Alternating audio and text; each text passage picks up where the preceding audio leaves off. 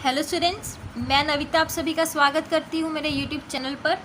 Students, जैसे कि हम सबको पता है क्लास 7th का जो चैप्टर 11 है वो है पेरीमीटर एंड एरिया। स्टूडेंट्स, वो चैप्टर स्टार्ट करने से पहले उस पूरे चैप्टर में कौन कौन से फार्मूलाज यूज़ होने वाले हैं पहले हम वो डिस्कस कर लेते हैं। कौन सा फार्मूला कहाँ पे यूज़ होता है, कैसे यूज़ होता है, उसके बारे में डिस्कस कर लेते हैं, ताकि जब हम चैप्टर करें तब हमें वो चैप्टर करना इजी रहे, हमें बिल्कुल अच्छे से जल्दी जल्दी पता लगता रहे कि कौन सी जगह पे कौन सा फार्मूला हमें यूज़ करना है। ठीक है, तो चलिए स्टूडेंट स्टार्ट करते हैं। सबसे पहले हम रेक्टेंगल के जो फार्मूलाज हैं उनके बारे में डिस्कस करेंगे। किनके फार्मूलाज के बारे में? रेक्टेंगल, RECTANGLE, रेक्टेंगल के फार्मूलाज के बारे में डिस्कस करेंगे। रेक्टेंगल के सबसे पहले ये देख लेते हैं कि फिगर कैसी होती है। रेक्टेंगल जिसकी क्या है, आमने सामने वाली दो साइड्स इक्वल होती हैं, राइट। यहाँ पे देखिए फिगर बन गई हमारी। यहाँ पे ये दो साइड्स इक्वल हैं और ये दो साइड्स इक्वल है। आमने सामने वाली साइड जो है वो इक्वल भी होती हैं और सेकेंडली क्या होती हैं, पैरेलल भी होती हैं। ठीक है, तो अभी जो रेक्टेंगल है, रेक्टेंगल के क्या है, दो फार्मूलाज होते हैं जो हमें रेक्टेंगल में यूज़ होते हैं। पहला क्या है, पेरीमीटर ऑफ रेक्टेंगल। सेकंड क्या है, एरिया ऑफ रेक्टेंगल। तो पहले पेरीमीटर ऑफ रेक्टेंगल, पहले हमें ये जान लेते हैं कि पेरीमीटर होता क्या है और फिर जानेंगे कि रेक्टेंगल के पेरीमीटर का फॉर्मूला क्या होता है। ठीक है, पेरीमीटर ऑफ रेक्टेंगल। पेरीमीटर कौन सा होता है, ये वाला एरिया, जैसे साइड पे ये बाउंड्री जो है इसका टोटल करना क्या होता है, पेरीमीटर। रेक्टेंगल में देखिए लेंथ और ब्रेथ दो चीज़ होती हैं। ये लेंथ है और ये ब्रेथ है कि कितनी लंबी है चीज़ और कितनी चौड़ी है चीज़। ठीक है, तो पेरीमीटर ऑफ रेक्टेंगल में क्या होता है, ये पूरा हमें मेजरमेंट करना होता है कि ये सारा एरिया कितना है। अभी हमें कौन से क्वेश्चन में पेरीमीटर निकालने की ज़रूरत पड़ेगी, जैसे कि अगर हमें बोला गया कि हमें फेंसिंग करनी है बाउंड्री पे या फिर टेप लगानी है बाउंड्री पे, कुछ मतलब बाउंड्री पे कुछ करने की अगर बात होगी तो हम पेरीमीटर निकालेंगे।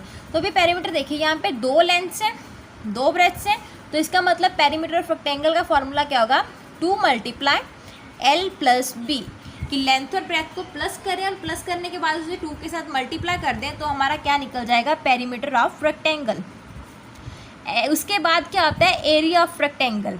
एरिया ऑफ रेक्टेंगल क्या होता है स्टूडेंट्स, ये बीच वाला एरिया। जैसे कि अगर हमसे हमें कोई पार्क दिया गया, ठीक है, कोई रेक्टेंगुलर पार्क है, उसमें हमें ग्रास लगानी है, तो ये बीच वाले एरिया में ग्रास लगाएंगे तो इसको निकालना क्या होता है, एरिया निकालना इसका। ठीक है, या फिर फ्लावर्स लगाने हैं या फिर फ्लोर पे टाइल्स लगानी है, तो ये सब कुछ ऐसे क्वेश्चन जब आएंगे तब वहाँ पे हमें एरिया निकालना होगा। ठीक है, तो एरिया का फॉर्मूला क्या होता है, L × B। L से होती है लेंथ एंड B मतलब ब्रेथ। उसके बाद सेकंड फिगर हम डिस्कस कर लेते हैं स्क्वायर के बारे में, SQUARE, स्क्वायर। अभी स्क्वायर की फिगर कैसी होती है, स्क्वायर की जो चारों साइड्स होती हैं वो इक्वल होती हैं। ठीक है, जो चारों की चारों साइड्स हैं स्क्वायर की वो इक्वल होती हैं बिल्कुल।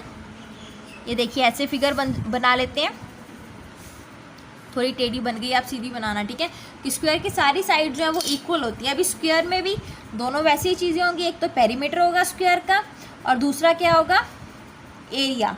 तो अभी स्क्वायर का पेरीमीटर क्या होगा, देखिए यहाँ पे तो 4 साइड्स हैं, 4 की 4 साइड्स इक्वल हैं। ठीक है, तो इसका मतलब पेरीमीटर ऑफ स्क्वायर क्या होगा, 4 × साइड, 4 × साइड।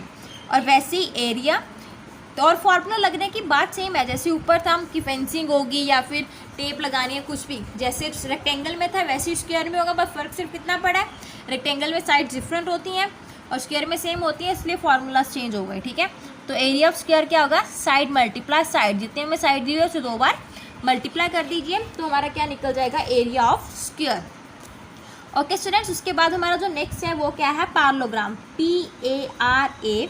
PARALLELOGRAM, parallelogram. इसको हम ऐसे भी लिख सकते हैं शॉर्ट फॉर्म में, पैरेललोग्राम। ठीक है, पैरेललोग्राम की फिगर क्या होती है, इसकी साइड वैसे ही पैरेलल होती है, देखिए ऐसी फिगर होती है पैरेललोग्राम की।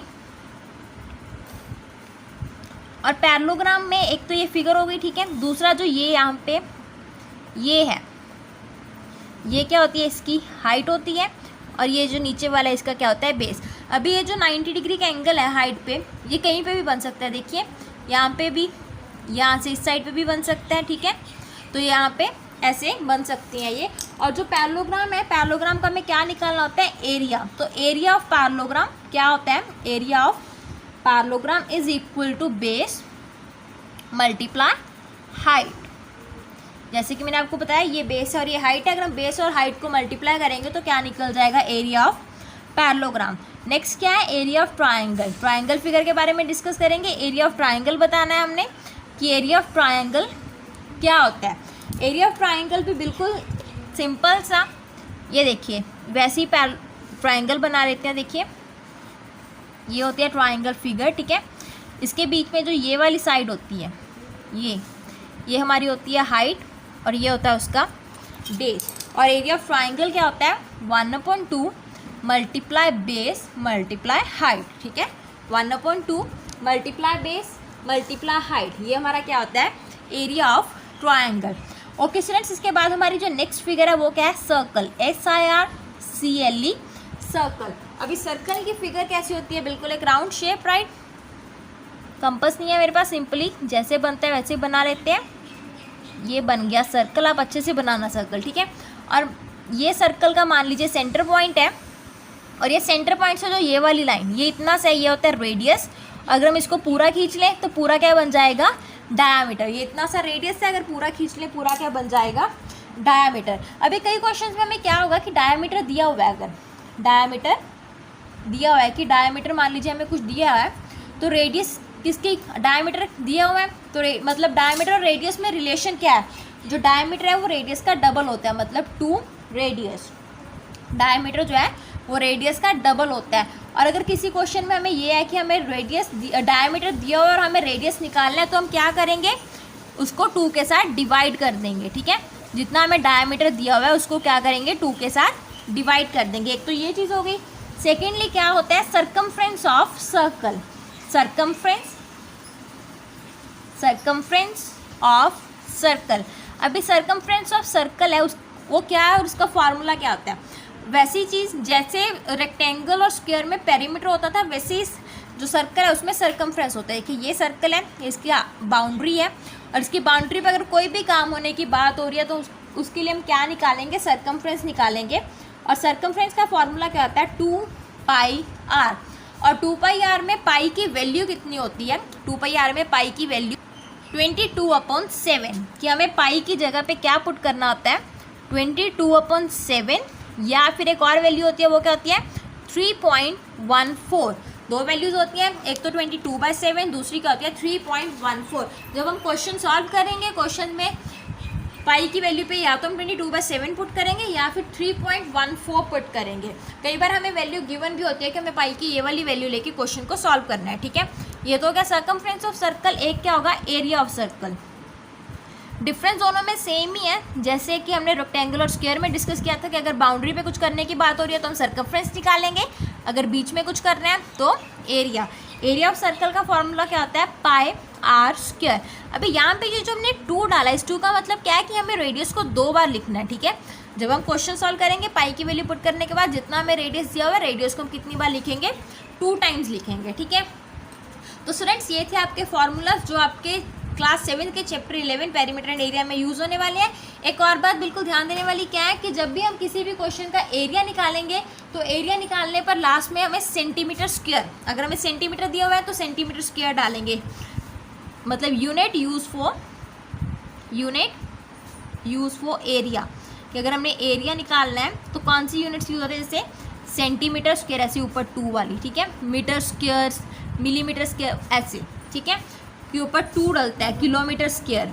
और अगर सिंपल सरकमफ्रेंस निकाल रहे हैं या फिर पेरीमीटर निकाल रहे हैं तो क्या लिखते हैं, सब सिंपली लिख देते हैं, ओके।